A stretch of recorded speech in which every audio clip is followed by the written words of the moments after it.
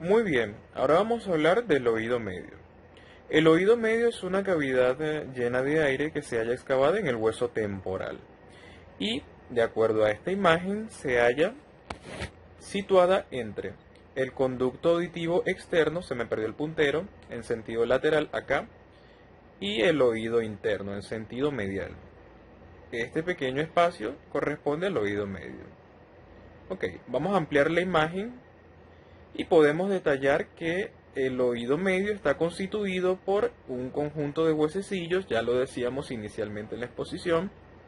Estos huesecillos básicamente se disponen en forma de cadena y también en su parte central presenta lo que se denomina como cavidad timpánica o caja del tímpano o caja timpánica que se halla relacionada por adelante con la faringe mediante una prolongación o un conducto prolongado inferior y medialmente denominado como trompa eustaquio, es este que está acá, también conocido como trompa auditiva.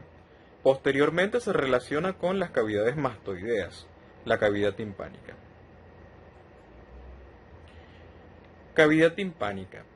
Bueno, voy a hacer una descripción específica de esta cavidad. La cavidad timpánica presenta una pared lateral, también conocida como pared membranosa. ¿Por qué?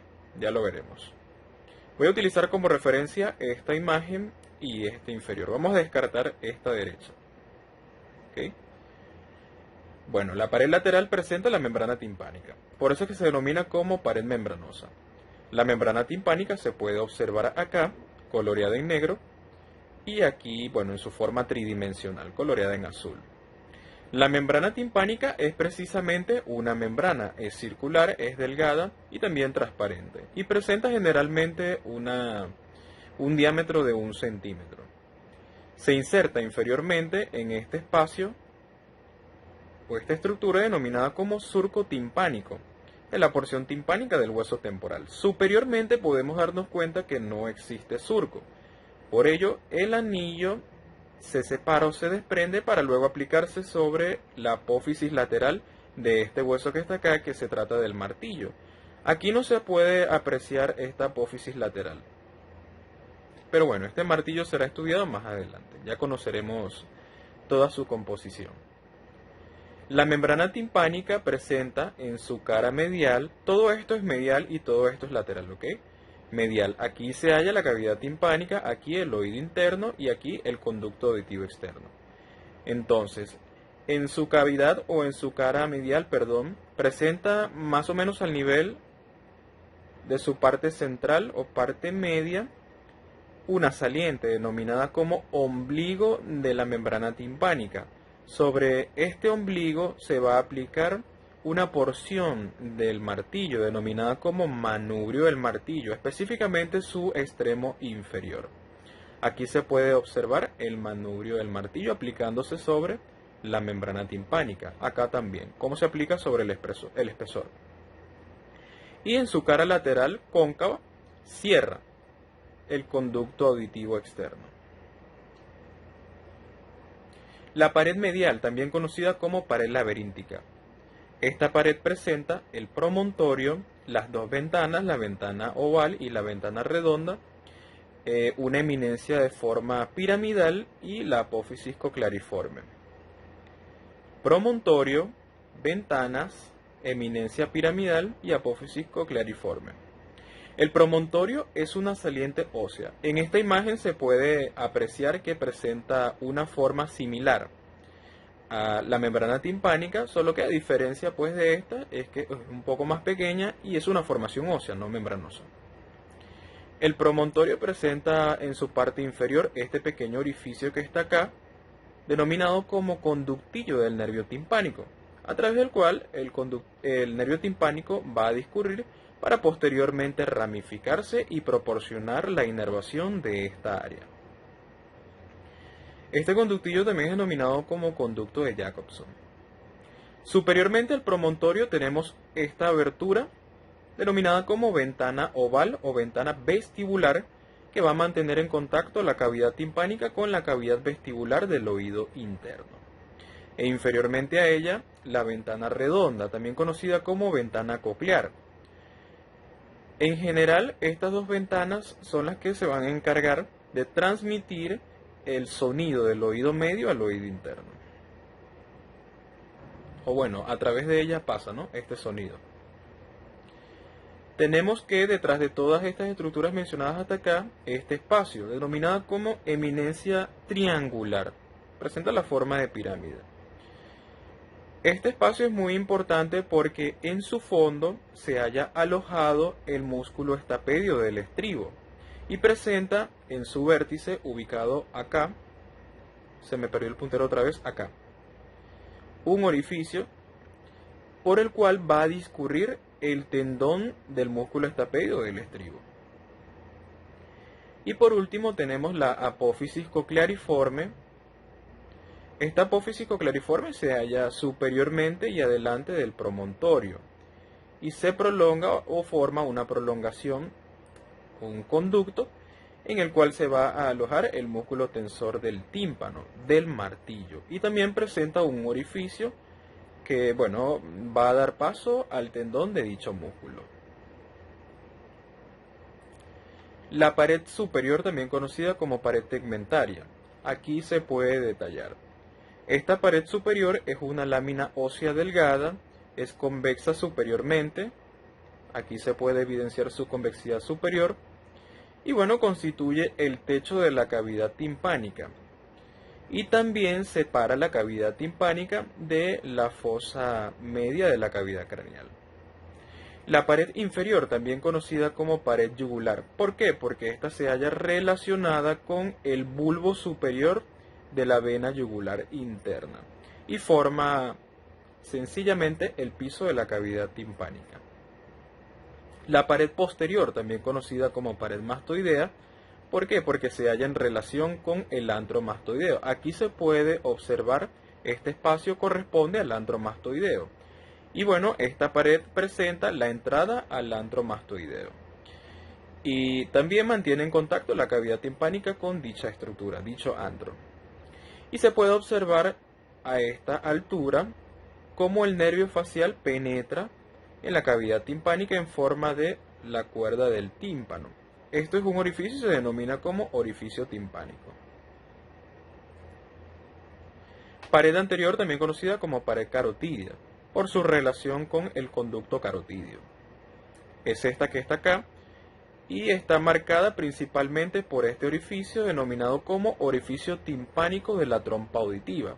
Es a través de este orificio donde la trompa auditiva se abre en la cavidad timpánica. Ya lo decíamos en un principio, la trompa auditiva se desprende o se abre de la pared anterior de la caja timpánica. Superiormente a este orificio, aquí se puede observar el paso del músculo tensor del tímpano y su tendón. E inferiormente, esta pequeñita estructura denominada como cuerda del tímpano, ya la habíamos dicho. Y a este nivel más o menos se haya ubicado su orificio. Orificio timpánico anterior. Y bueno, aquí se puede observar la vena yugular interna en su relación con el piso o con la pared inferior. Huesecillos del oído.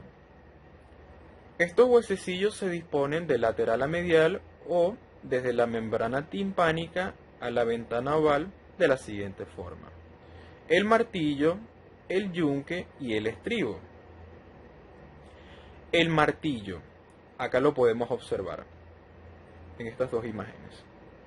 El martillo es el más voluminoso de los huesecillos y es alargado de arriba hacia abajo o de superior a inferior. El martillo presenta la cabeza del martillo, el cuello del martillo, esta prolongación inferior denominada como manubrio del martillo y las dos salientes, la apófisis anterior y la apófisis lateral. La habíamos mencionado en un principio. La cabeza del martillo, como se puede observar, es una superficie redonda, lisa y convexa que se aplica a esta superficie cóncava perteneciente al yunque. Y bueno, se articula con el yunque y está contenida en el receso epitimpánico. La cabeza del martillo se halla sostenida por esta estructura denominada como cuello del martillo, un cuello corto. E inferiormente podemos evidenciar esta formación denominada como manubrio del martillo, que también se aplicará sobre el espesor, aquí se puede observar, de la membrana timpánica. La membrana timpánica es esta que se halla teñida en azul. Y presenta dos salientes, una saliente horizontal, mucho más pronunciada, denominada como apófisis anterior, y otra un poco más corta, denominada como apófisis lateral. Aquí se pueden apreciar también. Ahora vamos a hablar acerca del yunque, es este que está acá. El yunque se halla situado medialmente y por detrás del martillo y presenta el cuerpo. Este cuerpo es el que tiene la superficie cóncava que va a recibir a la convexidad del martillo y van a articularse. Y también, al igual que la cabeza del martillo, se halla contenida en el receso epitimpánico. El cuerpo presenta una rama corta y una rama larga. La rama corta es horizontal y la rama larga es vertical.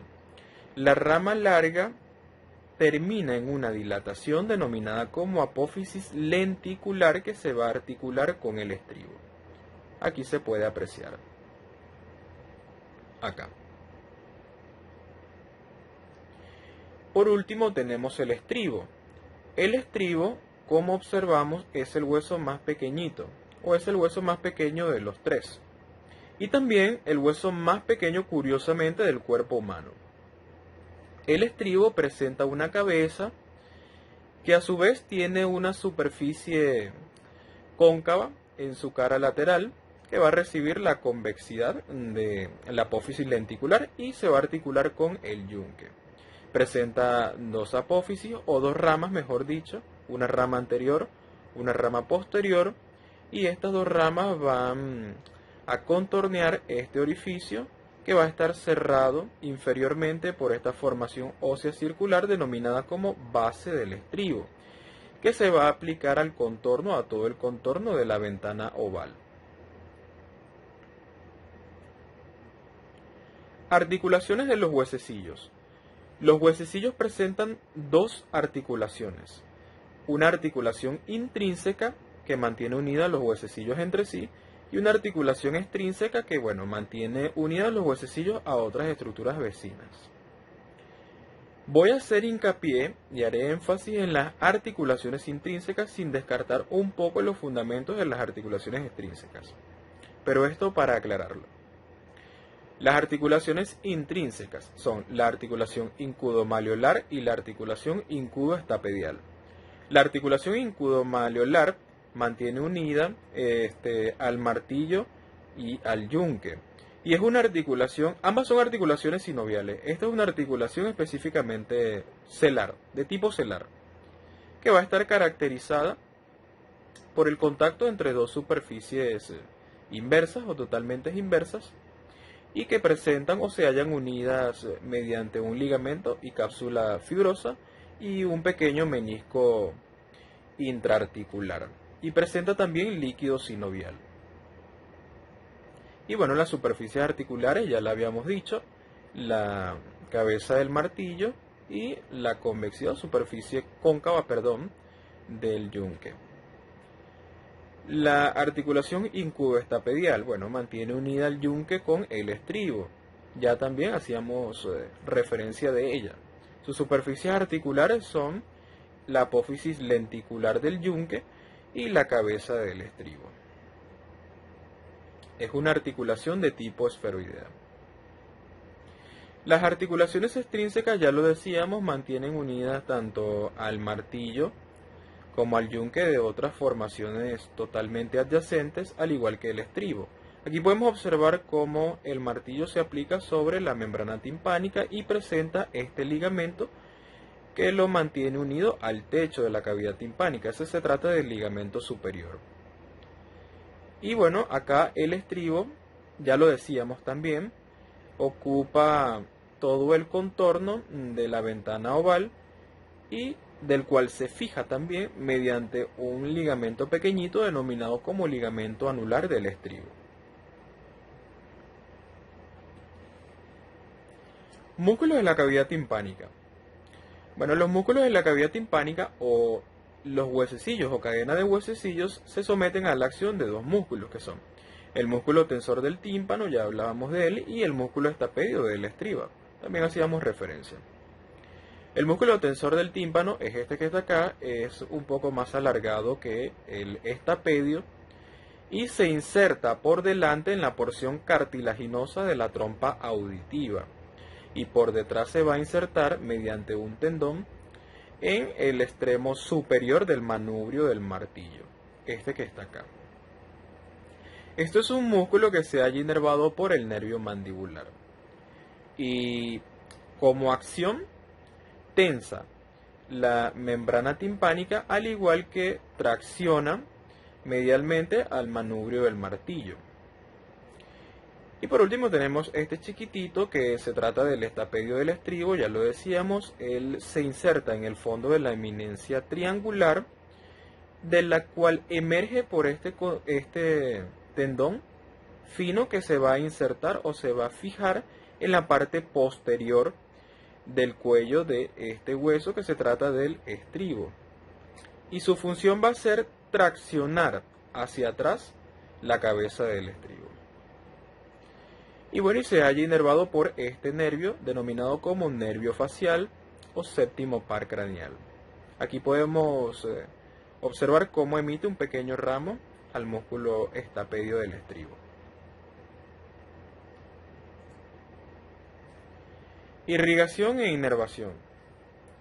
La irrigación es proporcionada por la arteria estilomastoidea, la arteria timpánica, la meningia media, la arteria carótida interna y la arteria faríngea ascendente. Recordemos que la arteria estilomastoidea es una arteria que procede de la arteria maxilar. Aquí la podemos ubicar. Aquí viene la estilomastoidea.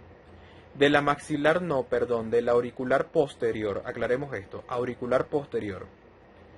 La arteria timpánica, aquí la podemos apreciar, sí proviene de la maxilar, pero ella se suele originar en la arteria meningia media, que es otra rama colateral ascendente de la arteria maxilar. La arteria meningia media, ya lo decíamos, es esta voluminosa que está acá. La arteria faríngea ascendente no se puede apreciar acá, pero la faríngea ascendente es una rama colateral de la arteria carótida externa.